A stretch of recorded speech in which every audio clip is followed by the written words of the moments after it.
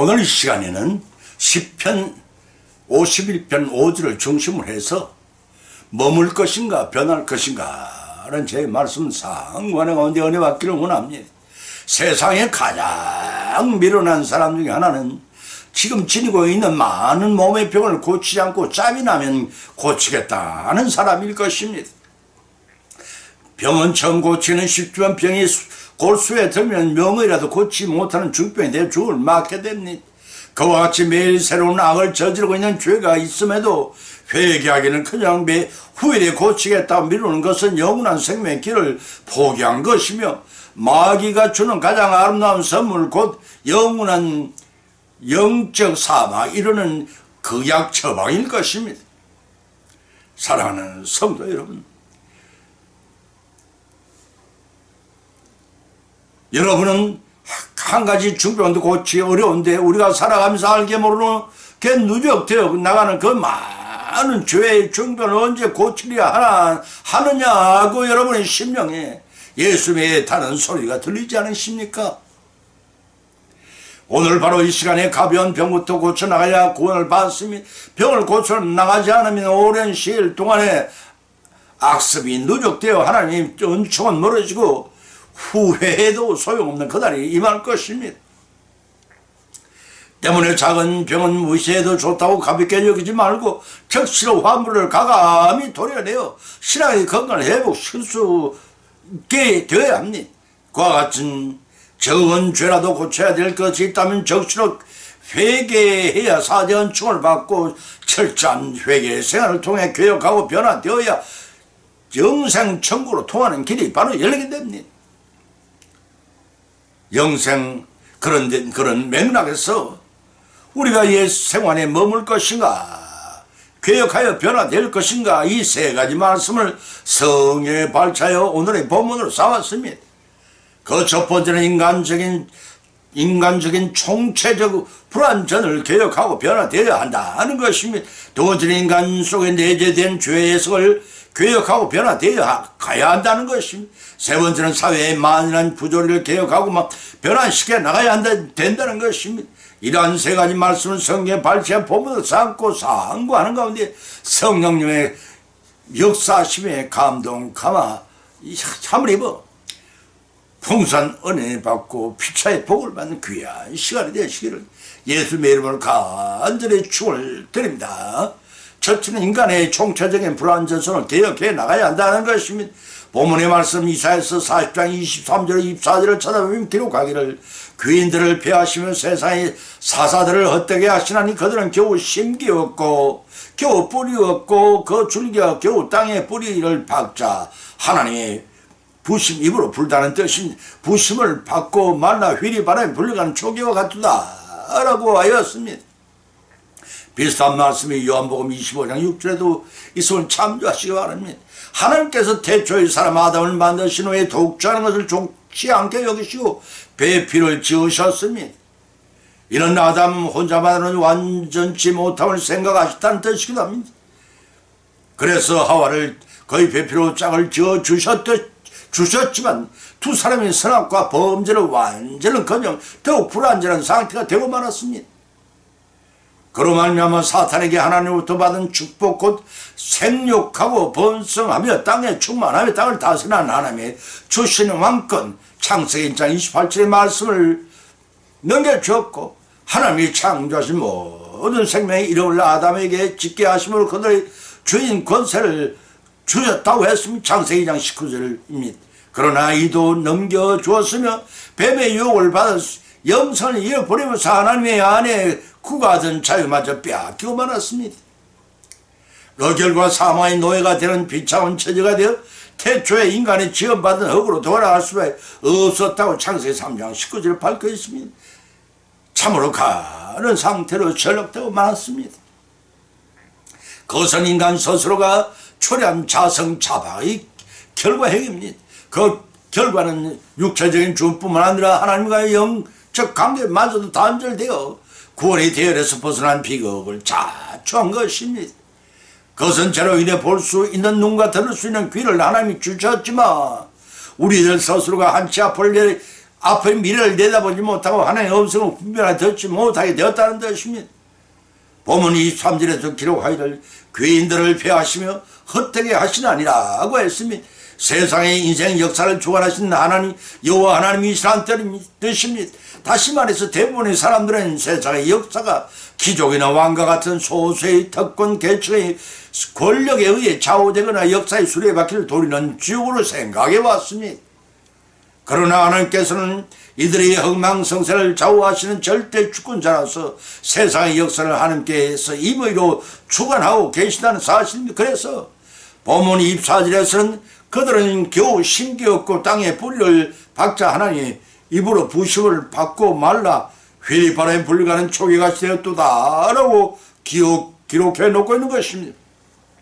인생은 세상의 뿌리를 받고 살도록 만든 존재가 아니라 애초부터 잠시 세상의 연단을 받고 지나가는 조개 같은 나만의 인생이라는 것입니다. 그렇기 때문에 역사의 주인공이라 생각하는 귀인들과 권세가들의 존재의 기반도 확실치 않다는 것입니다.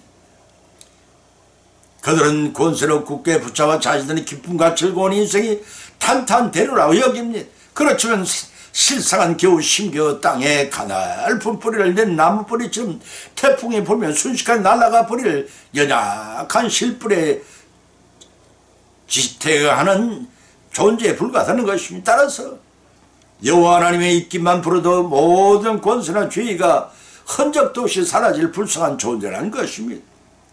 시편 118편 8절 9절에서도 찾아보면 기록하기를 여호와께 피함이 사람을 신뢰함보다 나으며 여호와께 피함이 방백들을 신뢰함보다 낫도다 라고 밝혀놓고 있습니다. 그러므로 본문의 말씀은 성도를 향해 흔들리지 않는 반석이신 여호와께 그 기초를 두라는 권면입니다.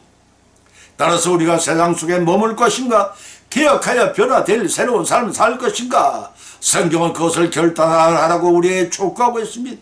그것은 총체적인 불완전성을 지닌 우리 모두에게 세상 중심의 삶에 머물지 말고 하나님 중심으로 변화되어 영생의 길을 개척해 나가는 것입니다.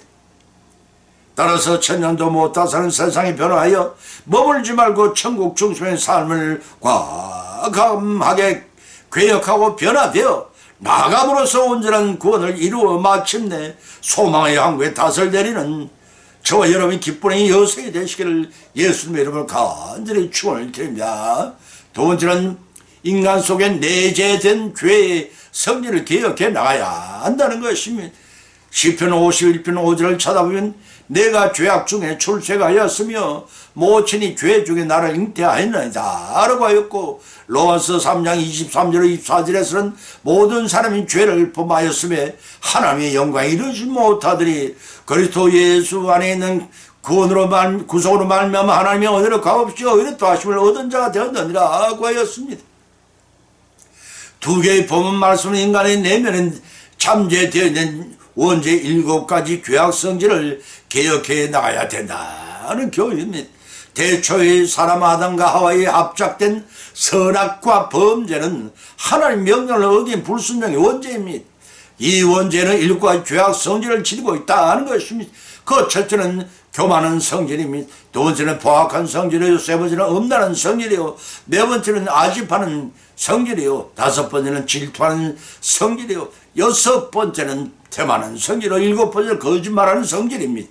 이런 7가지 죄악 성질을 가진 원죄를 아담은 이 후손으로 태어난 모든 인류가 유전 전가 받아서 그 뿌리가 사람의 심령 속에 박혀 있습니다. 이 원죄의 7가지 성질을 범죄하기 쉬운 환경의 치료를 받으면 자원죄를 짓게 만듭니다. 이런 침체된 상태에 깨끗한 구조물이 휘젓기만 하면 깔아앉아 있던 온갖 오물들이 떠올라오듯이 욕망의 자극을 받으면 범죄하기 쉬운 환경이 주어져서 우리 몸속에 내재되어 있는 7가지 죄악 성질 중에서 한 가지가 솟구져 올라와 우리로 하여금 자원죄를 범하게 만든다는 것입니다. 인간은 이와 같이 불완전한 존재입니다. 본문의 말씀의 핵심 요지도 다윗이 모태에서 죄악된 본성을 태어난 타고난 전적 부패한 자임을 고백하면서 성신께 심령을 근본적으로 변화시켜달라는 기도입니다. 정직하고 진실하게 해달라는 요청과 함께 구원의 기쁨을 회복시켜달라는 간절한 기도를 드렸습니다. 다윗의 믿음의 위대함이 여기 있다고 하겠습니다. 그래서 본문 5절 서두에서 내가 죄 중에 출생하였으며 라고 고백하였던 것입니다. 원죄를 유전받은 못해 태어난 인간은 모두 다 나면서부터 죄악된 본성을 지니고 있음을 고백한 다윗은 자신의 범죄가 인간의 부패한 본성의 원인에 있음을 직시했습니다. 때문에 본절 중만절 이하에서는 모친인 죄 중에 나는 잉태하였나이다 라고 지적한 것도 이러한 맥락이었습니다. 다윗은 자신의 어머니가 하나님의 경외하는 분이었다 할지라도 본질적으로는 범죄한 아담이 우선이기에 그녀도 예외 없이 하나님 앞에서 죄인이라는 것입니다. 로마서 5장 12절과 에베소 2장 3절의 말씀입니다. 그래서 보면 로마서 3장 24절에서는 모든 사람이 죄를 범하였으며 하나님의 영광에 이르지 못하니라고 하였습니다. 인류의 조상인 아담의 불순종은 단 한 번 저지른 죄이지만 대표 원리에 의해 그 뿔에 태어난 모든 인류가 그 불순종의 원죄를 유전받고 태어납니다. 그로 인해 비론적으로 사망에 이를 수밖에 없는 죄의 속박 아래 있게 된다는 원리를 말한 것입니다. 정결한 곳에 정결한 영과 육이 유지되고 악한 곳에 선한 영적으로 개선될 수, 악한 곳에 선한 영이 영적으로 개선될 수는 없지만 철저히 도우심 때문에 가능한 것입니다. 그러나 당시의 교인들을 향해 사도 바울은 하나님의 영광에 이르지 못하더라 비극적인 표현을 하고 있는 것입니다. 죄 가운데 있는 모든 인류가 지금 그런 하나님의 창조 섭리 창조 이상에 미치지 못합니다. 그렇지만 장차 임할 하나님의 나라에서는 그리스도에 대한 믿음으로 인하여 하나님의 형상을 다시 되찾아 창조 때의 완전한 모습을 회복하게 될 것입니다. 바로 그러한 영광에 지금은 타락한 몸이 되어 이루지 못하고 있다는 것입니다. 그러나 본문 24절에서는 그리스도 예수 안에 있는 구속으로 말미암아 하나님의 은혜로 값없이 의롭다 하심을 얻은 자가 되었느냐고 밝혀놓고 있습니다. 여기서 은혜란 예수 그리스도께서 죄인이었던 우리를 죄악의 노예 상태에 있는 그대로 버려두시지 않고 친히 자신의 십자가에 흘리신 보혈로 죄값을 지불하신 그 신적 은혜를 가리킵니다. 이로 인해서 결국은 노병을 쳐다보는 자마다 구원을 받은 것처럼 주님을 믿는 자마다 해감으로써 죄악된 것으로부터 주님 안에서 해방된 삶을 누릴 것이라는 나음시적인 말씀이기도 합니다. 바로 이와 같은 은혜는 값없으로는 도무지 청량할 길이 없지만 값으로는 도무지 청량할 길이 없지만 독생하신 성자 주의시켜까지 우리를 사랑하시는 하나님께서 값없이 선물하신 것입니다. 이 어찌 감사치 않을 수가 있겠습니까? 이 은혜를 받은 자가 감격하여 신실한 믿음 생활을 지속해 나가면 마침내 의롭다 하심을 얻은 자가 되었느라고 했습니다. 의로운 자가 된 것은 단순한 변화가 아니라 전혀 새로운 하나님의 인격을 닮은 사람으로 개과 천선한 것을 말합니다. 따라서 머물 것인가 개혁하여 변화될 것인가, 그것은 우리 속에 내재되어 있는 죄악성을 배제하고 악한 죄악성을 배제하고 개혁하여 나가는 삶을 영위하라는 것입니다. 성령님의 내재 감화 역사하심을 빌며 거듭 태어나십시다. 우리 모두 현재의 몸을 주말고 주님 원하신 삶으로 개혁하고 변화되는 순종의 삶을 통해 축복의 상을 부성히 받으신 저와 여러분의 믿음의 여성이 되시기를 예수님의 이름을 간절히 축원드립니다. 세 번째는 인간 사회에 만연한 각종 부조리를 개혁해 나가라는 것입니다. 마가복음 7장 9절 13절을 쳐다보면 기록하기를 또 가라사대 너희가 너희 유전을 지키고 하나님의 계명을 잘 버리는 도다. 모세는 네 부모를 공경하라고 네 아비나 어미를 회방하는 자는 반드시 죽으리라 하였거늘 너희는 가로되 삶이 아비에게나 어미에게 말하기를 내가 드려 유익하게 될 것이 고르반 곧 하나님께 드림이 되었다고 하기만 하면 그만이라고 제 아비나 어미에게 다시 아무 것이라도 하여 드리기를 허하지 아니하여 너희의 전한 유전으로 하나님의 말씀을 폐하여 또 이 같은 일을 행하느니라. 같은 말씀 전도서 2장 18절 23절에 기록된 참조하시기 바랍니다. 하나님께서는 10계명 중에서 사람에 관한 가장 첫째는 제5계명을 통해 부모를 공경하라 그 규정해 놓고 있습니다. 그런데 보면 당시 유대인들은 고르반 사상을 악용하여 하나님을 위해서라면 부모를 공경하기는 그냥 불경해도 좋다는 장로들의 요즘을 더욱 잘 개성해 나가는 범죄가 저질 나갔습니다. 여기서 고르반이라는 뜻은 히브리 말로 죄물을 헤란 말로 음력한 것입니다. 하나님께 한번 바친 제물은 다른 데 사용할 수가 없습니다. 레위기 1장 2절과 민수기 7장 14절의 말씀이 당시 바리새인들은 율법의 근본 정신보다도 그 글자에 매여서 신명기 23년 21절 말씀이 율법의 지시를 따랐다고 마가복음 7장 10절에 밝혀 있습니다.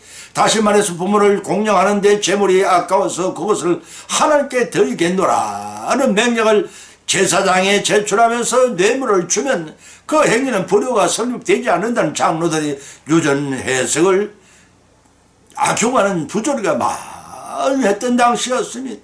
참된 신앙의 모습은 그러한 각종 부조리를 개혁해 나가는 것입니다.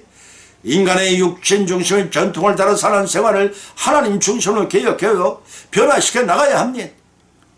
교회 생활은 교회 밖의 생활이 다른 이율배반적인 사고방식과 형식적인 신앙생활을 개혁하고 세상 중심의 하나님 중심으로 변화시켜 나가는 것입니다. 이사야서 29장 13절을 통해서 주께서 말씀하시기를 이 백성이 입으로는 나를 가까이하며 입술로는 나를 존경하나 그 마음은 내게서 멀리 떠났나니 그들이 나를 경외하면 사람의 계명으로 가르침을 받았을 뿐이라고 하셨습니다. 유대인은 율법에 의한 돼지고기는 먹어서는 안 되는 음식이며 포도주도 자기들끼리 마시지만 다른 사람이 보는 앞에서는 마시지 않는 것이 원칙으로 삼고 있었습니다. 하루는 어떤 유태인과 독일 장교가 함께 기차를 타고 여행을 하게 되었더랍니다. 장교는 마디에 있는 듯이 돼지고기 든 샌드위치를 먹고 있다가 곁에 앉은 유태인에게 권했습니다. 유태인은 많이 미안하다는 듯이 사양했습니다. 잠시 후 독일 장교는 붉은 포도주를 권했습니다. 역시 유태인은 이런 관례상 저질할 수밖에 없었습니다. 독일인 장교가 물었습니다. 왜 먹고 마시지는 않는 겁니까? 계율에 엄금하기 있기 때문이죠. 난 계율을 절대 어길 수 없습니다. 기분을 상하게 했다면 용서하십시오. 그렇다면 어떠한 경우에든 계율을 어기서는 안 됩니까? 아니요. 단 생명의 위험이 닥치는 허용이 됩니다. 이 말이 떨어지기를 기다렸다는 듯이 벼랑간 독일인 장교는 건초를 뽑아 찰칵 총알을 장전한 후 유태인을 겨누어 들었습니다. 자, 마시지 않으면 쏘겠소. 유태인은 못마땅하다는 듯이 포도주를 마셨습니다. 그러자 독일 장교는 정중하게 사과를 해왔습니다. 원천만의 말씀입니다. 그런데 장교는 왜 샌드위치를 그날 때는 위협을 주치지 않았습니까? 하는 것이었습니다. 이 얼마나 웃지 못할 얘기입니까? 본문의 바리새인들과 서기관들은 외형적으로는 흠잡을 데 없이 율법을 지키며 하나님을 잘 섬기고 있는 것처럼 보입니다. 그러나 그들의 내면은 하나님의 계명보다 자기들의 소상과 자신들이 만든 유정과 법칙을 더 귀히 여김으로 하나님의 말씀을 무시했습니다. 세상 법은 하나님보다 더 귀히 여겼다는 뜻입니다. 에가수의 유태인처럼 본문 속의 종교 지도자처럼 자기의 생각과 기준에 얽매인 나머지 나도 모르는 사이에 말씀과 전혀 다른 이중생활을 하고 있지는 않은지 한 번쯤 돌이켜봐야 할 것입니다. 이제 머물 것인가 개혁하여 변화될 것인가 밝혀졌습니다. 하나님 법보다 세상의 법을 더 쫓고 사람들의 유전을 더 중시하여 지키는 인간 사회를 만연한 각종 부조를 타파하고 개혁하고 변화된 일에 앞장을 서십시다. 세상의 부조리를 적은 것부터 개혁하고 변화된 삶을 통해 하늘의 상급을 풍성히 쌓아가는 우리 모두의 믿음의 여성이 되시기를 예수님 이름으로 간절히 축원을 드립니다. 결론을 맺습니다. 오늘의 본 말씀은 상고에 나오는 것은 피차의 믿음대로 은혜를 받았고 세 가지 교훈을 받은 줄 압니다. 첫 번째는 머물 것인가 개혁하고 변화될 것인가 반드시 인간의 불완전 총체적인 것을 개혁해 나가야 합니다. 기독교는 자력 종교가 아니라 타력 종교 곧 하나님의 언어로 지속되는 삶인 것을 깨달아 실천한 순종의 삶을 사는 것입니다. 두 번째는 머물 것인가 개혁하고 변화될 것인가 반드시 인간의 내재된 죄악성을 개혁해 나가야 변화됩니다. 우리 심령 속에 박힌 7가지 죄악성질을 절주하고 다스려 나가지 않으면 범죄를 누적시켜 나갈 뿐이기 때문에 세 번째는 머물 것인가 개혁하고 변화될 것인가 반드시 인간 사회에 많은 각종 부조를 개혁하라는 것입니다. 그러한 부조를 타파하지 않으면 성도는 덜도 그 속에 빠져 침몰할 수밖에 없기 때문입니다. 이러한 교훈들을 받은 것으로 고치지 마십시다. 한강이 팥죽이라고 해도 퍼먹지 않고는 배부르지 않습니다. 그렇듯이 교훈을 실천하지 않으면 영생을 잉태할 수가 없습니다. 이제 머물 것인가 변화될 것인가가 자명해졌습니다. 이제 우리의 생활 가운데 받은 교훈을 실천하고 적용하는 변화를 통해 성령의 역사하심에 비면 믿음이 자라고 예비한 복을 받고 최후의 성령의 믿음처럼 이루어 나가시기를 예수님의 이름으로 간절히 축원드립니다. 찬송가 460자를 올리겠습니다.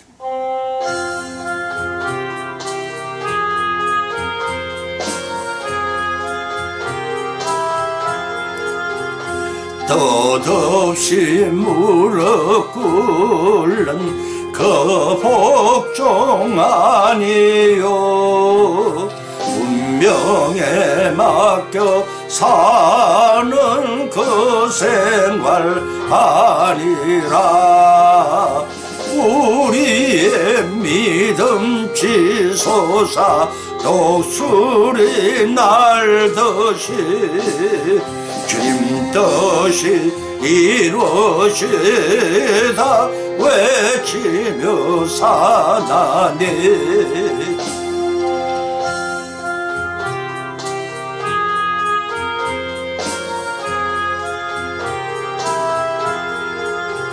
약한 자 힘주시고 강한 자 빠르게 주한 자 정께 함이 주님의 뜻이라 해 아래 압박이는 곳 주님 거기 계셔서 그 발로 막아주시오 정의가 사나니 아멘.